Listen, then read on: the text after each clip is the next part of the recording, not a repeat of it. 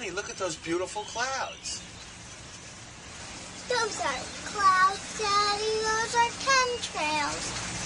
Chemtrails? What are chemtrails? Chemical trails, Daddy, and they're very bad.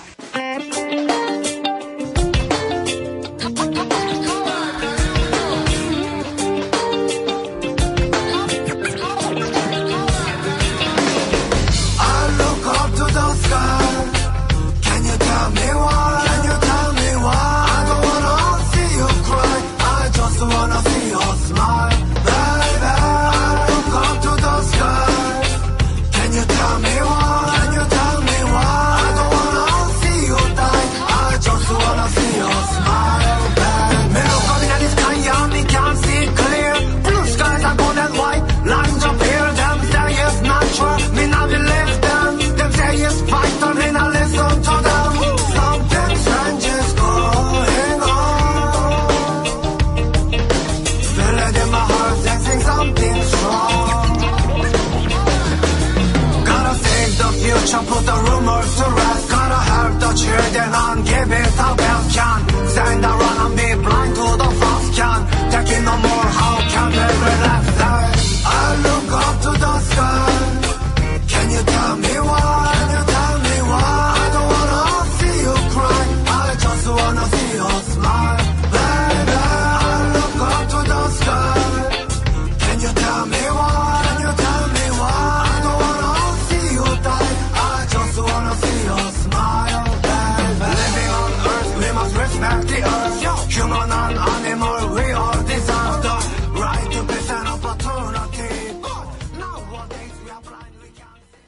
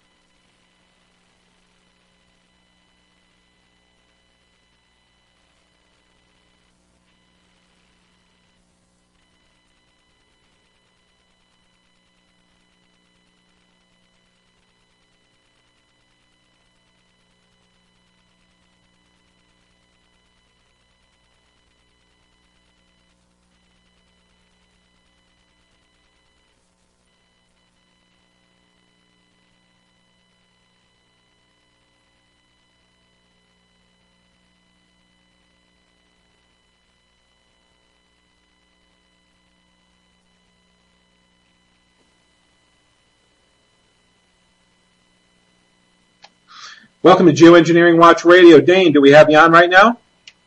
I'm good. How are you? Hi, Dane. How's it going? Good. Good. Welcome to another week of GeoEngineering Watch Radio, May 24th, 2014.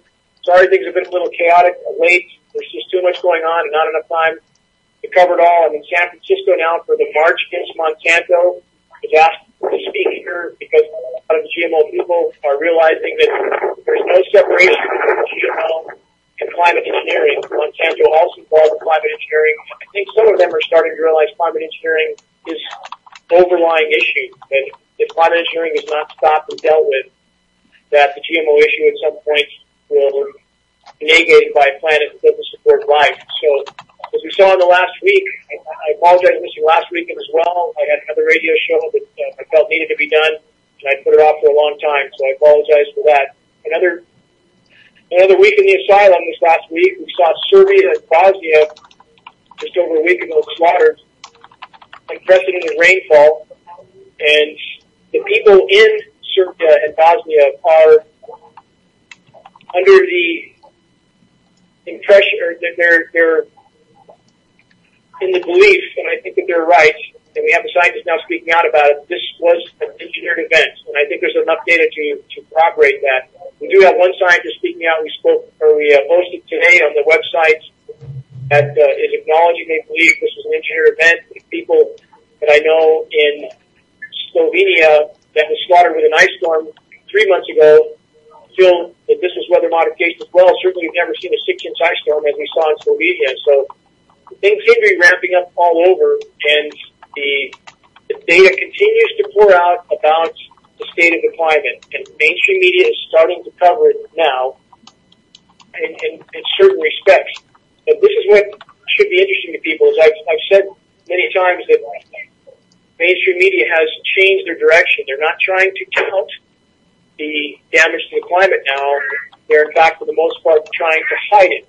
So when we have CNN giving about 10 seconds to the latest data that the West Antarctic ice shelf is collapsing and we're guaranteed at least 15 feet of sea level rise, and immediately going to 10 minutes of Monica Lewinsky, that should be a pretty big red flag to people that the media is not trying to expose this, but rather some of the mainstream media is trying to hide the damage to the climate, and the climate engineering continues to fuel that damage. So, at this point, again, if we could get the climate engineering out in the open, we would certainly cause a shockwave around the globe. We see the conditions in Ukraine continuing to unravel, and that could blow up any day. I think Putin is playing his cards well. He's keeping a globally impactful event from occurring, at least so far, in spite of all the pressure from the Western powers trying to make it happen, doing everything they can to make something blow up over there. We know there's NATO troops training in the Baltics, which is Latvia, Lithuania, and Estonia. So there's from many different directions, the walls seem to be closing in on the power structure as people wake up toward Monsanto, people wake up toward the fracking, people wake up toward the military-industrial complex, toward the U.S. involvement, spying on everybody around the globe, toppling democratically elected countries. The Western power structure cabal has run so far off the rails, it is so blatant, so out of control that the world is waking up to this. We see the dollar now edging towards free fall as countries like China and Russia make their own trade deals, as the deal they just made with $400 billion for energy, and this was not traded in dollars, and this is a massive blow to the dollar as the global reserve currency. So people need to wake up and pay attention. The paradigm we've known is likely not going to last much longer for many reasons. We have the fish die-offs that I hope a lot of people have seen that news. We have fish floating belly up all over the globe. We posted a lot of data on this on a lot of the sites that we know of, but there's many more certainly that aren't being reported. We have authorities saying they don't know why this is happening. Also a lie for anybody that is truly doing research into this area. When we have methane release in the seafloor, hydrogen sulfide release, it creates anoxic zones, which are oxygenless zones, and that's what kills the fish so quickly. Yes, there's radiation. Yes, there's pollution, but you don't have that kind of massive belly up fish die-off happening in so many places from anything but that kind of methane or gas release from the seafloor. Again, this can only happen as the oceans warm, and they are warming. We just had the warmest April on record globally, in spite of the fact that all the locations we check temperatures on in the continental U.S., all locations I monitor, are routinely underreported for the high temperature, which means it's warmer than we're being told. And again, the climate engineering is still affecting the planetary situation in a very negative way, making an already bad situation exponentially worse. So, Russ, did we ever get Richard on? Yeah, everybody's on. Okay, Richard, did you happen to see the data on the fish die-offs around the globe? Yeah, I've been watching a lot of that. A friend of mine in Iran sent me information that a whole lake's fish just died on one day. So it is happening all over the world. I've been watching that too. Can you guys hear me okay? Yeah, we can hear you just fine. Yep. Okay, Richard, that was in Iran? Yeah, that was in Iran, the same place that the water supplies are being wiped out by geoengineering at the same time. It is, and a lot of people don't know that Ahmadinejad, the president of Iran, former president, and the VP have been on the floor of the UN 3 times total, expressing their angst at their countries being droughted out by UN climate weather modification programs. We saw the same thing happen in Syria. Syria was into 5 years of all-time record drought before the violence erupted there. Same thing in Egypt. Same thing in African countries.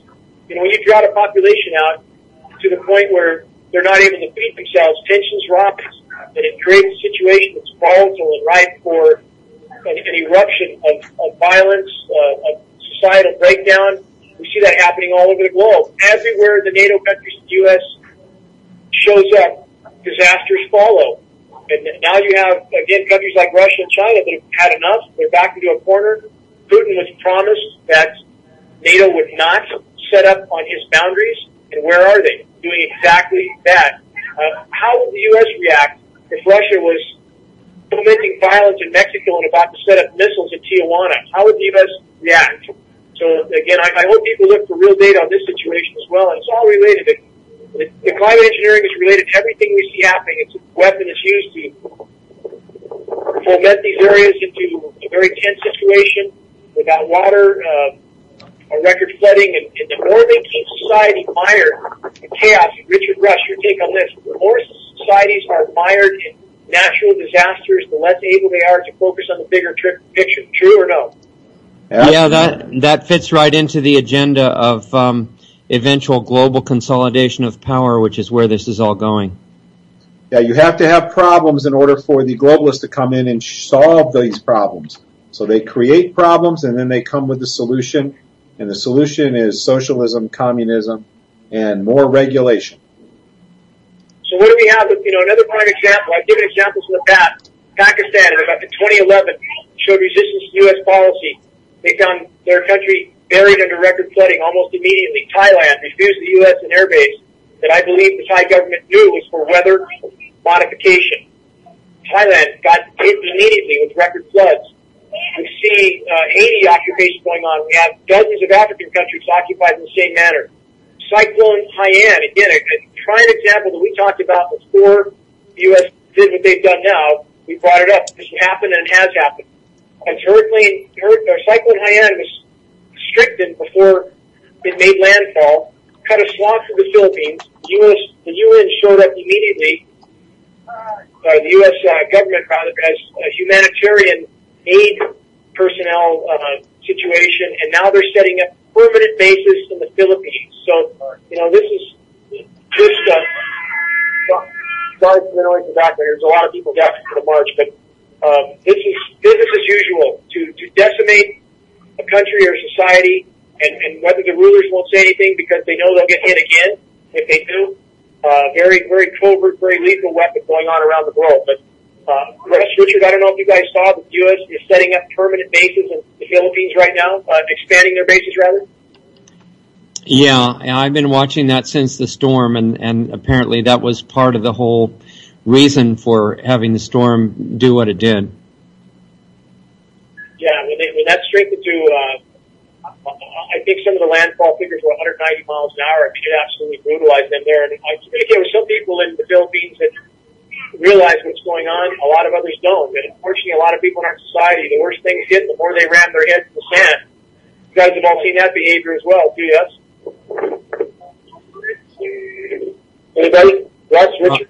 When people, as things get ever more precarious, a lot of people... Yeah, I mean, that's just a basic psychology of fear and not understanding what's happening, but being really too scared and wanting to become less conscious for comfort.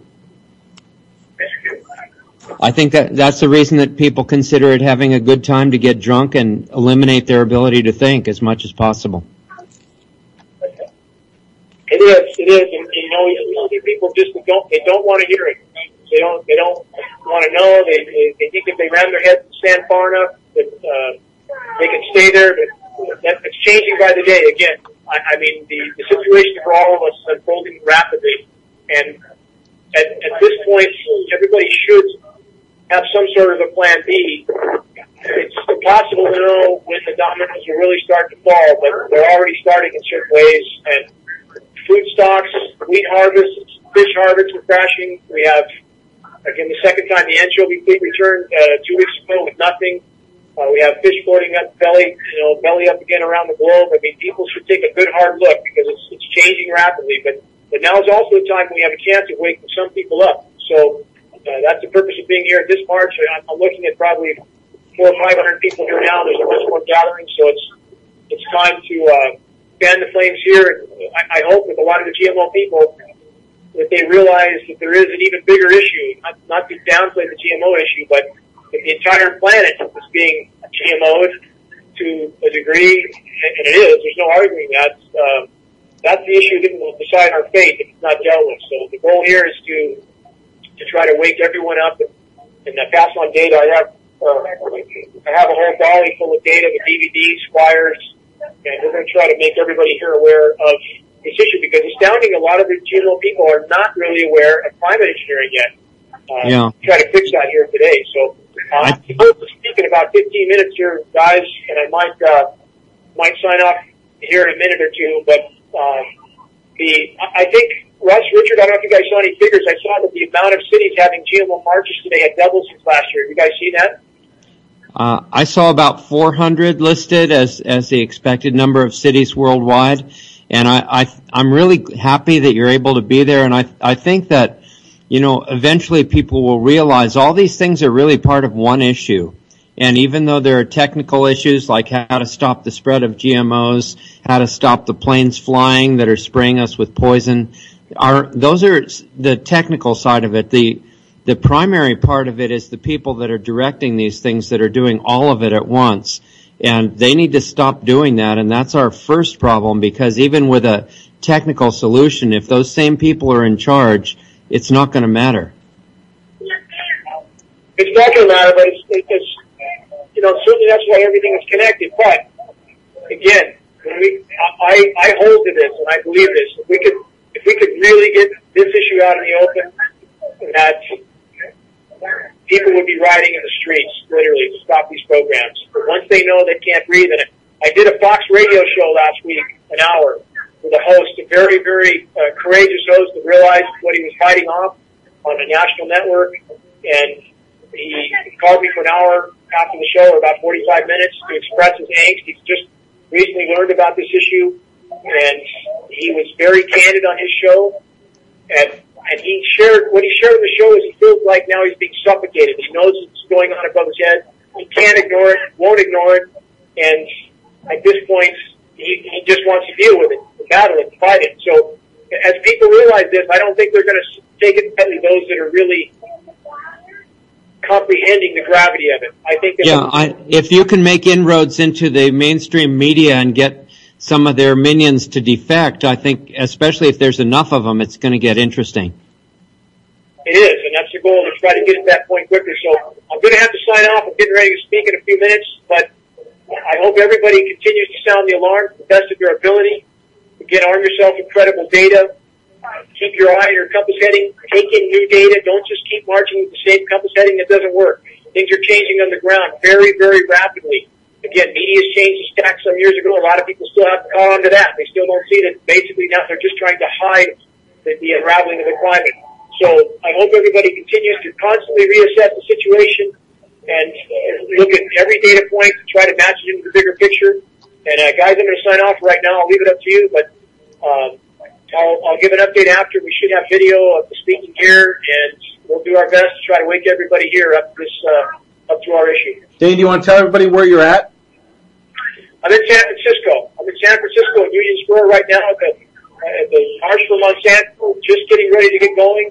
And I have two speaking slots here for the march, and in order to knit the geoengineering issue in with GMO. These issues are inseparable, and the geoengineering, certainly, as I said earlier, should be considered an even bigger issue, because if geoengineering gets stopped, as we've discussed too many times already, nothing else will matter. So we're going to try. Dane, I think there's a good argument to be made that the GMO problem is part of geoengineering being applied on the ground. It is literally, and I'm trying to make that point here now. So I'm going to sign off, guys, and I'll be back next week for the full hour. Okay. Good luck. Have a good talk. Yeah, good talk, Dane. Yeah. All right, bye-bye. Hi, Richard. How are you doing? Doing okay. We're getting, the drought in California we've discussed a lot, but it's actually reached into Arizona as well in the Southwest, and because of the very low rainfall for the last season that was effectively blocked intentionally by the airplanes, the forest fires have started out early, and we've got big fires going on here. In fact, the sky is almost entirely brown at the moment, and you can really smell the smoke. Really? Yeah, it's pretty intense. They've got 900 people out trying to, put a perimeter around the fire, and it's about 5% contained right now. Well, I know we had some technical issues getting started, so for those who are listening, we're maybe 60 seconds late on the clock getting actually fired up because we couldn't contact with anybody. We had just terrible issues. So where do you want to go, Richard? Any thoughts today? Well, I'm really glad that Dane's doing what he's doing out there with the march. I would like to make the point that these are all one issue. We don't have to worry about what issue is more important. All of these issues are symptoms of the same central issue. They all have their own technical problems of how do we reverse it. For example, if GMOs were banned from the planet right this minute, which would really be the bare minimum of sane action, in my opinion, on that issue, then, there are issues of how to reverse the spread of the GMO seeds all over the planet. They're in the remote mountains of Mexico and everywhere around the world now. But that's the technical side. The more, primary problem, as I mentioned to Dane a few minutes ago, is we have a small group of people that's perpetrating all these things very meticulously, intentionally. They're not some kind of scientific mistake or anything like that at all. They're part of a very well-coordinated plan, and that's precisely the reason we're not supposed to believe there are any conspiracies, except on the part of bank robbers, of course, that do conspiracies all the time, but never in corporations or government. And also, we should never be surprised that the corporate media, which is just the mouthpiece of about 5 big corporations in America right now, down from many more than that a few years ago, they're only going to say what they're directed to say. And in fact, it's electronically sent to them on teleprompters. And a lot of times all of the stations are saying word for word the same things and making believe it's news. So, that's what's going to keep happening now. And these issues are going to keep being, made worse intentionally until the place where they're being ordered from, there has to be just some change in that whole setup, or else the technical problems we're not even going to have a chance to address those. Yeah. So I want to get your feedback on that. Yeah, absolutely. I totally agree. People need to wake up and get busy on this right away. This is the whole idea behind conspiracies is the tactic that mainstream media has used is they have used social pressure to try to convince people not to even become involved and look at conspiracies. And it quells people from even talking about it with each other at the workplace. And the way they exude this social pressure is they associate something that's socially unacceptable with the concept of conspiracies. And so they say conspiracy theorists are paranoid. Well, who wants to be associated with somebody who's paranoid? Because that just makes you look bad. And that's how they exude social pressure, is because then it causes the general public to stay away from people who talk about conspiracies. But the bottom line is, throughout history, we have documented conspiracies. The history is absolutely replete with large national scale conspiracies. So are we to think all of a sudden they don't exist today? We just have to use logic, and we have to be courageous enough to face the fact that these things are real and they really do happen. And it's people who are not courageous who are the ones who are afraid to look at these, because they are scary issues. They can look scary when you see all of these things, because it's kind of like the Wizard of Oz. You see this big scary thing happening, and all of it's coordinated, and the news media is coordinated with the corporations, is coordinated with the military, is coordinated with government policy. All these things are coordinated. It looks like it's scary, but really there's just some guy behind the curtain. There's a very small group of people who are pulling the strings. What do you think? Yeah, I really agree with that, and I want to remind people that being courageous is not that you don't feel fear. It's that you understand if you run away from something like that, it gets worse even if it doesn't exist in your imagination. But if you run towards it, then you'll see it for what it is, and a lot of times it's a lot less than you thought you were afraid of. So the courageous people, it's not that they don't feel any fear. They've just taught themselves to run toward what's threatening them and not away from it. Yes, and today we have so many videos of presidents and other people like Henry Kissinger and Rockefeller and Bush and Reagan, and people talking about the New World Order. We hear that phrase all the time. Where do you want to go from here? You have any thoughts, Richard? Well, There's an awful lot to look at. I think one thing that's of interest is how the part of the coordinated plan right now is obviously keeping the people completely distracted from reality, as Dane was pointing out, that, you know, one of our major concerns is supposed to be Monica Lewinsky right now, which is really not what's going to determine the fate of humanity at the moment, as far as I know. You know, there's a lot of more important issues going on. And the other thing, besides just being misdirected by the so-called news, is a more subtle programming that's being perpetrated, at least all through the U.S. and I suspect elsewhere. For example, if you disagree with what the power structure and specifically the president is saying or doing, for example, the fact that he can kill whoever he wants and has weekly meetings to decide who that should be, that if Congress doesn't do what he wants, he just writes an executive order and that's fine, he's doing it to help us. And if you disagree with the president, then obviously you're a racist. And so Eric Holder and a lot of other people in the government are really playing up this focus on racism, and that anybody who disagrees with acceptable ways of thought according to government and the biggest corporations, they're obviously a racist. This is one of the reasons why people are speculating that they may want somebody like Hillary Clinton in as the next president, because anybody that disagrees with mass murder campaigns that she's running will obviously be against women. And as long as we fall for this kind of really, you know, unconscious way of thinking, there's no way of derailing the destructive agendas that are going to be used against us. We've got to get a little smarter than that. Yeah, and once again, this is all about social pressure. The powers that be always use, when they can't provide facts to back up what they want to do or justify criminal activity, they use social pressure. And so calling somebody a racist because they don't agree with the president is just social pressure. Yeah, in fact, there was an episode on Star Trek quite a few years ago where they went to a planet where half the people, all of people were colored half black and half white on their skin. But remember that? You remember that? Black, white man. Yes, I remember. Yeah, because half of them had the black on the right side of their body and the other half had it on the left. Yep. So they both hated each other because of that, and they just, you know, each side wanted to kill the other one. That's about how smart we're all being in respect to this issue of race, because the reality that everybody's a complete individual, and that we have a lot more in common than we do at odds with each other, and pretty much everybody's got their own background, their own heritage, their own, you know, tradition, their own relatives in the past, their own ways of thinking.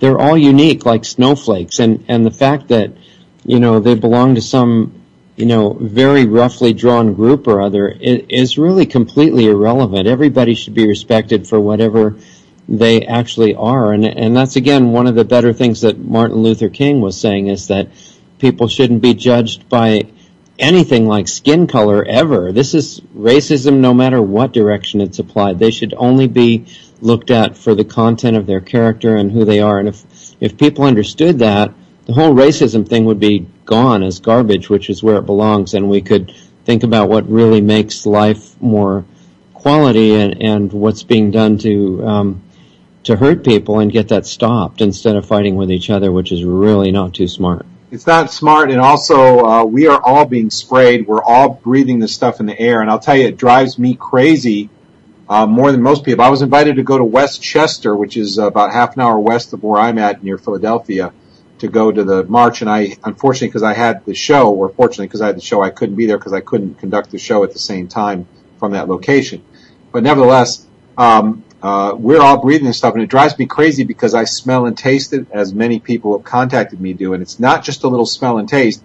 It is in the air 24/7, and there's different types, and they're sprayed on schedules, and it's very, very intense, and they give different symptoms. So I know people who get certain types of the spray give people headaches, other types make joints hurt, other types make people very, very tired, and I've watched this since 2005.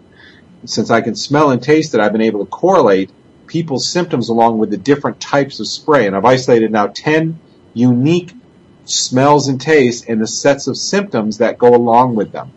And so we must all realize that we're all breathing these particles, regardless of what our affiliation is, what our gender is, what our race is, what our political views are. We're all breathing this. This is a universal issue that affects everybody.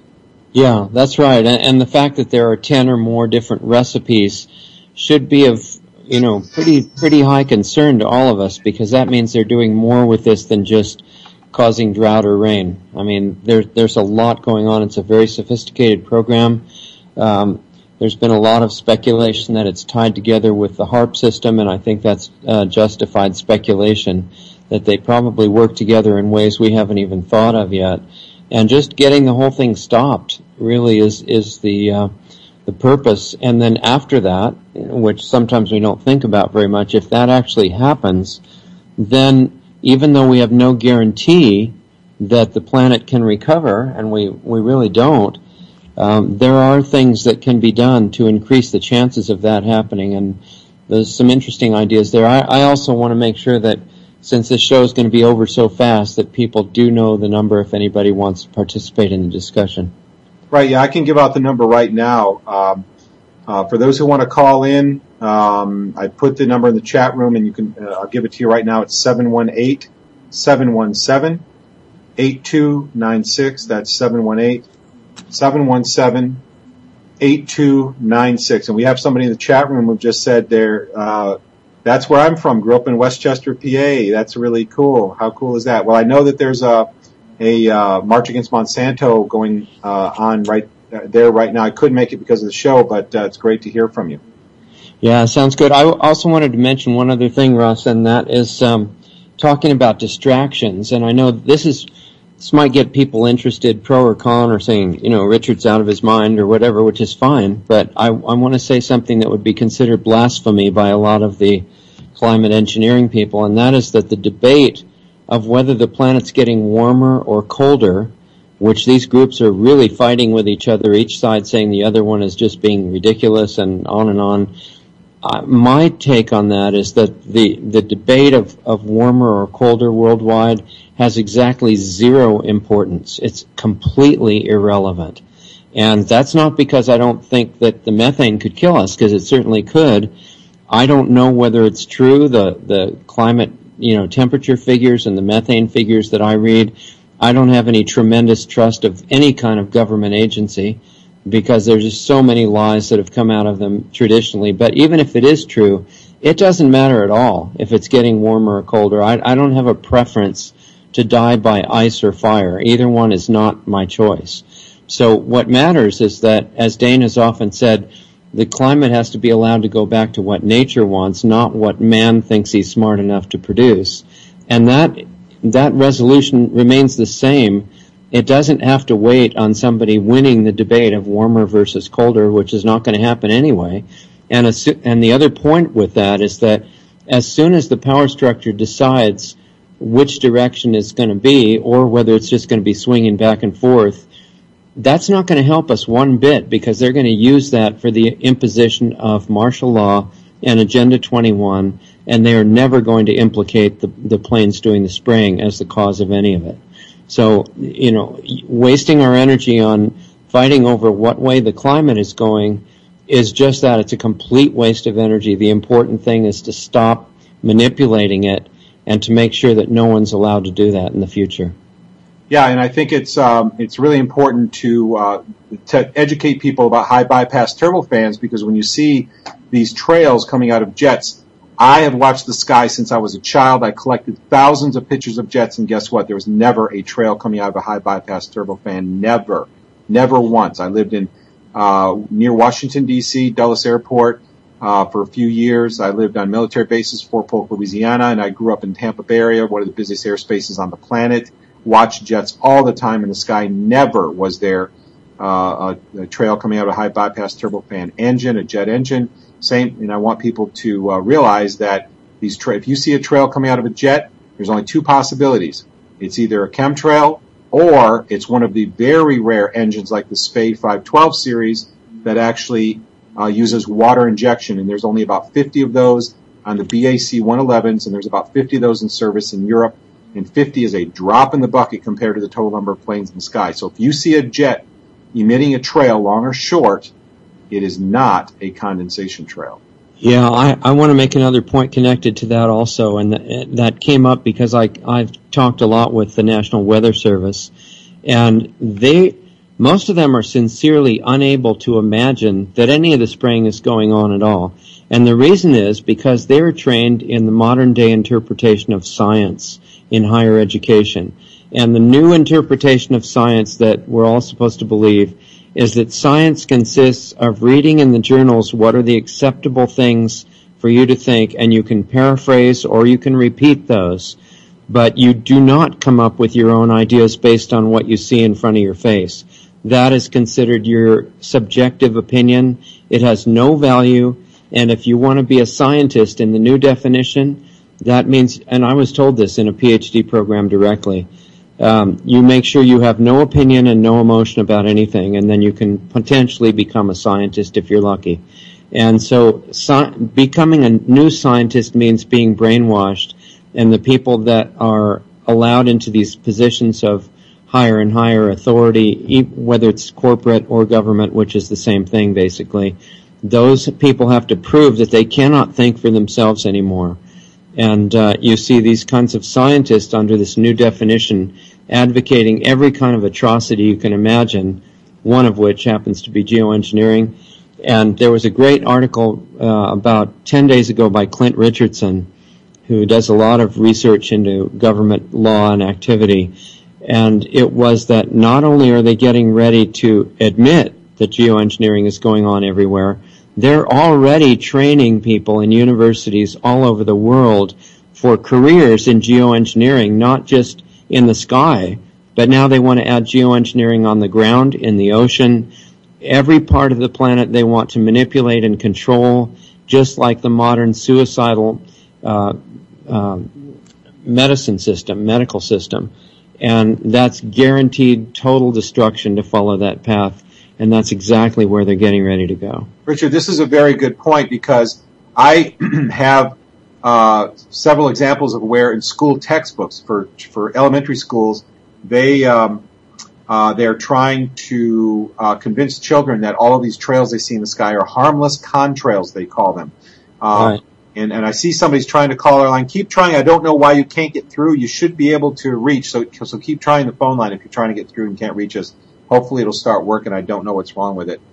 But I want people to be aware that the same thing goes on in medicine, the same thing goes on in dentistry, and the same thing is going on with airline pilots. Airline pilots are now being taught that the trails that come out of jet engines are condensation trails. And why are they doing this? They're being trained this way so that when they go out into the world, they will teach people, oh no, I'm an airline pilot. I'm an airline mechanic. I'm a jet engine mechanic, and those are just contrails. Well, how do they know? Have they ever tested them? Have they ever had it? No, they can tell a jet engine mechanic anything they want in the training materials, and of course they're going to believe it because they've never Exactly. It's because it was in an official document somewhere, and that's the new definition of science, to make sure that nobody uses their brain. That's right, and what it does is they have more credibility in the public eye because they are jet engine mechanics, so they must know, right? They must know. Right. But yeah, the public has forgotten that anybody can learn whatever they want to learn if they learn how to investigate it. And that doesn't mean repeating what you're told, is the proper thing to think. It's to find out what's really going on, and you're able to do that if you want to. That's right. And I mean, we've got NASA is supplying cloud charts to school children that are showing dissipated chemtrail, geoengineering, whatever you want to call it, dissipated chemical clouds, and giving them scientific names and saying nothing about them being produced by jets. I took 3 years of almost continuous time-lapse photography, and I posted a bunch of that online, a whole bunch of the big days. And you can see, and anyone who watches this can see, that these trails cover the sky, they spread out, they make these formations that I never saw before 2005. That was actually the second time. The first time I saw it was in 2003 for one day when I was at Yosemite visiting. But other than that, I've never seen these cloud patterns. They already have people in the National Weather Service that I have talked to that have been trained that even if the trail stays all day, that's normal. And I've been told that by high-level National Weather Service people, and I think they believe it.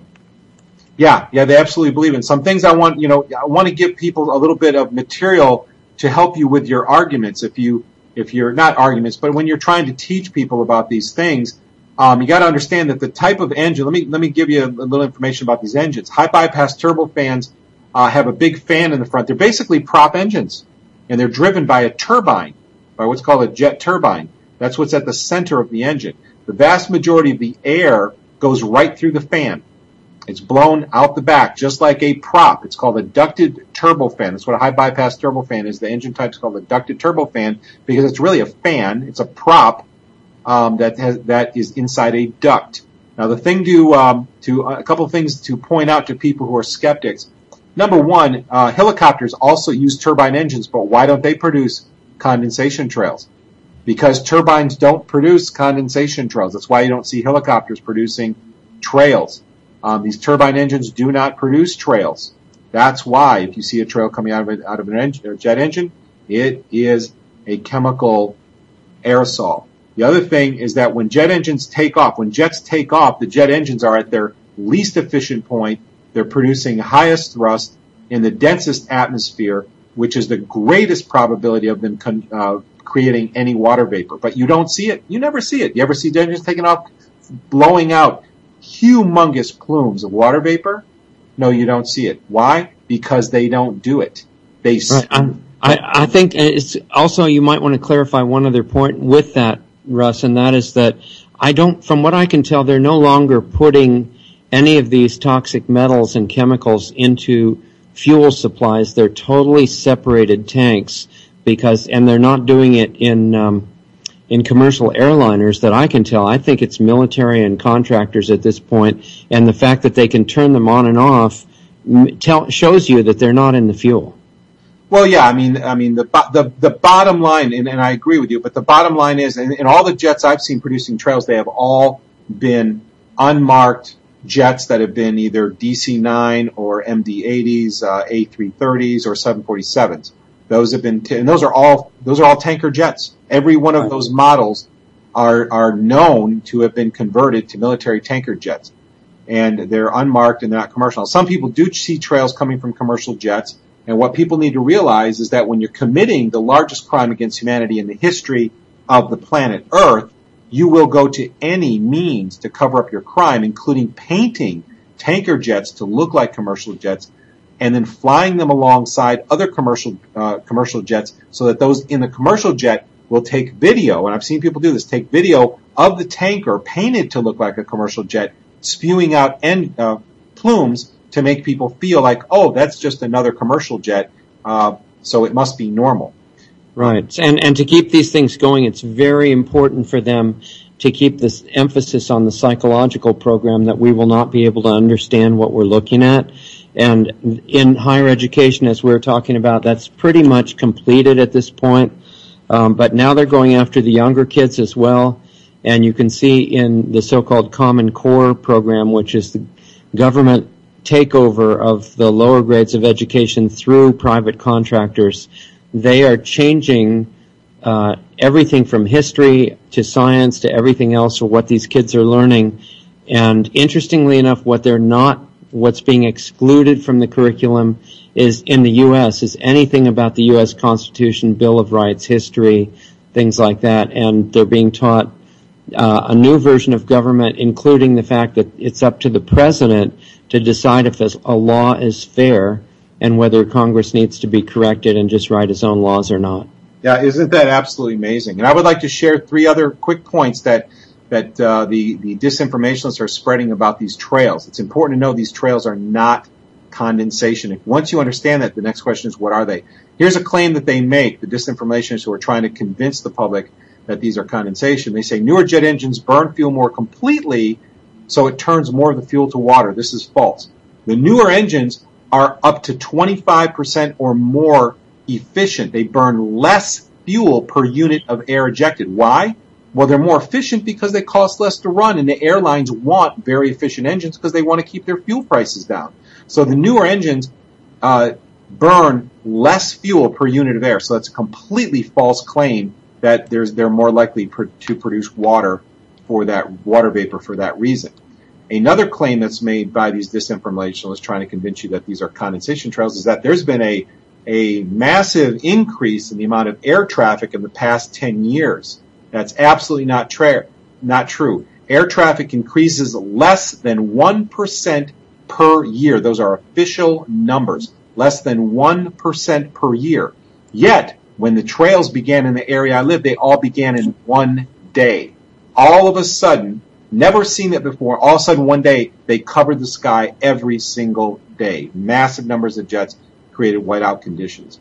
So that's just blatantly false. I'll give you one more here real quick. The government has worked on, contrails are so prevalent that the government worked on contrail suppression technology. So that's because contrails are so prevalent. Here's the truth. The fact is, the contrail suppression technology was not for high bypass turbofans. It was for low bypass turbofans and jet engines, which are not used on the big jets. None of the big jets from 707s onward. 707s were originally fitted, which are the old Boeings from the 60s, were originally fitted with low bypass turbofans, but they've all been retrofitted now with high bypass turbofans because the high bypass turbofans are much more efficient. So therefore, this contrail suppression technology has nothing to do with the trails we're seeing, because the trails we see are all coming from high bypass turbofans, which can't produce trails. So this contrail suppression technology was developed for jet engines, for jet fighters, and low bypass turbofans to keep them from being seen over enemy airspace. So what the disinformationists are doing is they're misapplying this technology, these patents, for contrail suppression and saying, oh, it's for these jets because you see the trails. No, it's not. It's for military jets that are low bypass and jet engines. So would that be like fighter jets, Russ? Fighter jets, yeah. Fighter jets use low bypass turbofans or just plain jet engines. And those have a little bit more chance of producing condensation trails, yet it is extremely rare.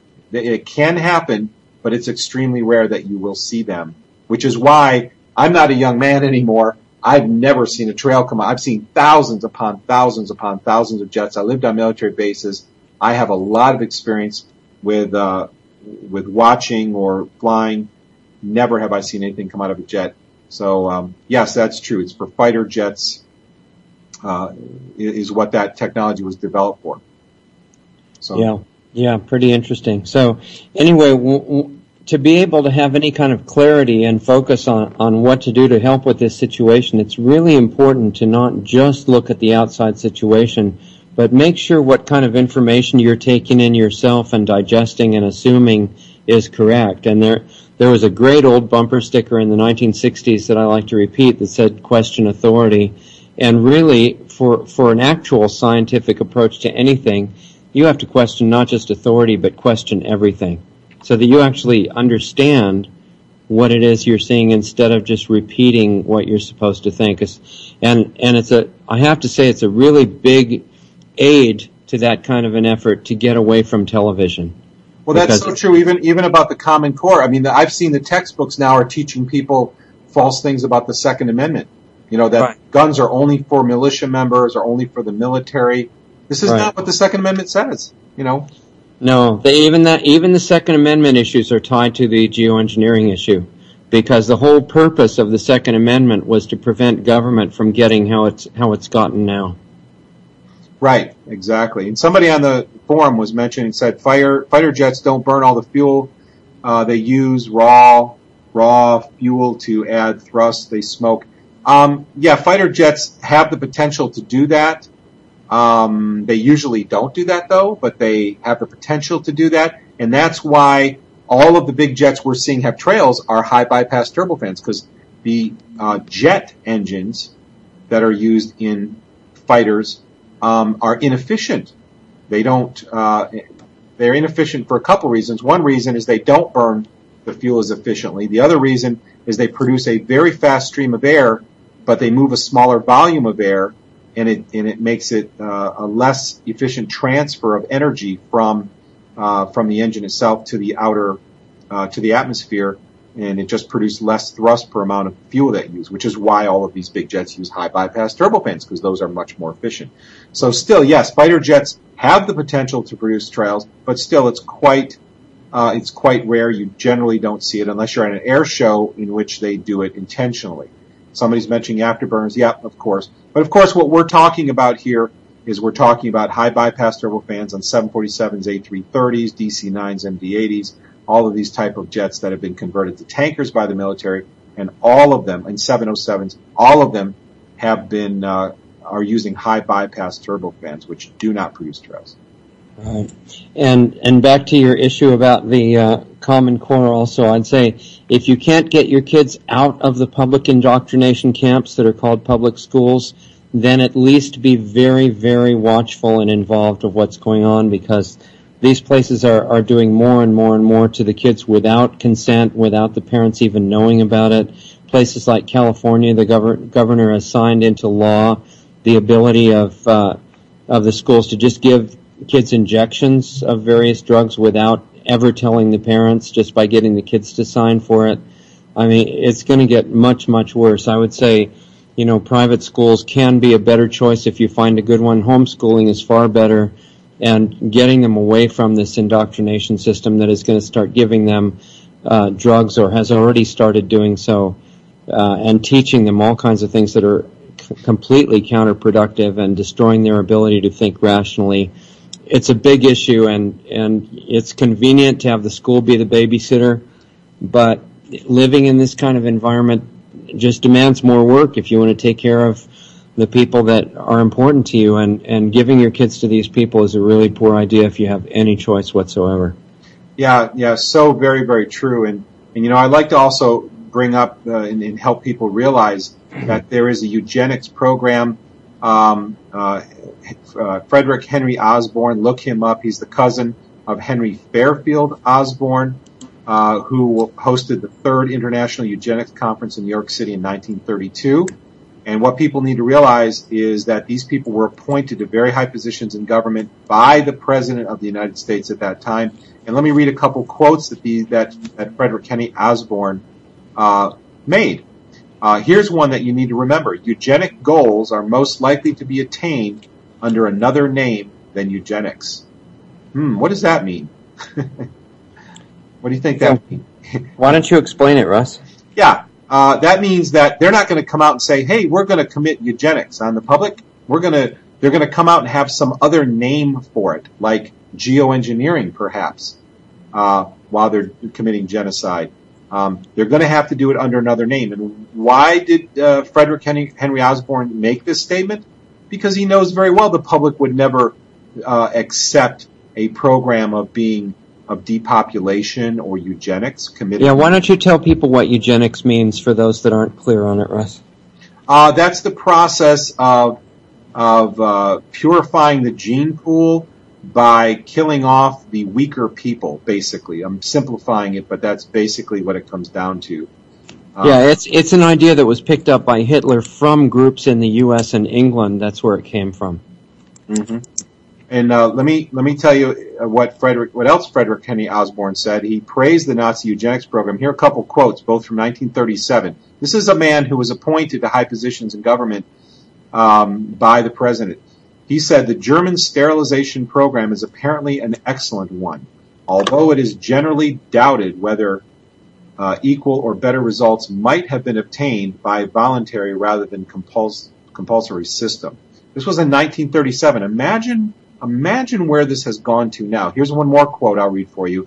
Taken all together, recent developments in Germany constitute perhaps the most important experiment which has ever been tried. Really?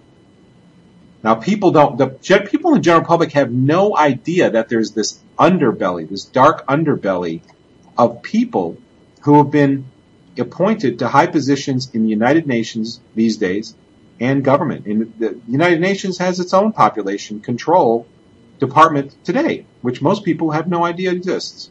Right. And if these people were not in power, we would not be discussing geoengineering because it would have never started. Exactly. Very good point. And I love sharing some of these quotes because these quotes condemn these people right on their face. There's not much more you have to say. Just listen to what these people said. It's kind of like Eric Holder in his book. It's absolutely amazing what these people believe. If you take the time to find out, it makes you understand that there's a whole different kind of people in charge who have a very different set of ethics than the general public does. Right, and I know in America and in most of the world now, the people in charge are not the visible people in government. They're the people telling government what to do.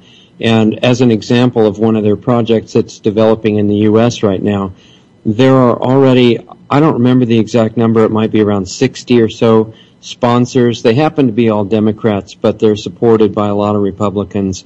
And they're going to be voting on a bill to override the First Amendment, which is free speech, and to allow Congress to determine what is allowed in all political speech and take that out of the purview of the First Amendment. This is the kind of project they're working on as our public servants. Yeah, isn't that amazing? And this is all, I mean, ultimately we're working towards a one world government. Couple interesting quotes. Nelson Rockefeller's New York governor says as president he would work towards international creation of a new world order. This was July 26, 1968. Henry Kissinger, Seattle Post, April 18, 1975. Our nation is uniquely endowed to play a creative and decisive role in the new order which is taking form around us. George Bush, Senior, May 12, 1989, at Texas A&M University, said ultimately our objective, listen to this, our objective is to welcome the Soviet Union back into the world. Perhaps the world order of the future will be a family of nations.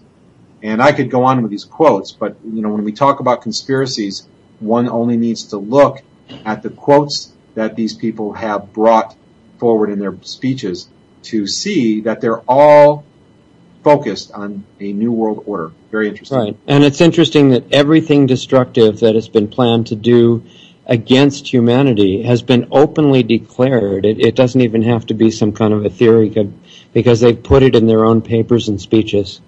Yeah, even Hitler said National Socialism will use its own revolution for the establishing of a new world order. And it goes on and on. I mean, this just even Obama made a statement about the new order. And when you understand what this is all about, it gets very, very deep. And it's very, very fascinating. But it ties it together. Once you understand what's in the minds of these people, it helps people understand why these people would do what they do. It's very bad. But you understand why they do what they do. It's very... right. In order to carry out the opposite and to try to heal the planet that is our life support system right now, the first requirement is to have the people making these decisions and plans have good motivation and good character. Because that's the first thing before any technical solutions can even be applied, is to have that happen. Yeah, so true. I've got to read this post that somebody made on the forum. This is from SLC Mike. He said, I live in Eugene, and I can verify there are both positive and negative eugenics. So, well, I mean, going along with that, Russ, I could see that, for example, purifying the food supply so that all the GMOs and all the agricultural poisons and all the fluoride and all these things are just gone from the planet, that would be kind of like a positive eugenics because the whole species would get healthier. Right.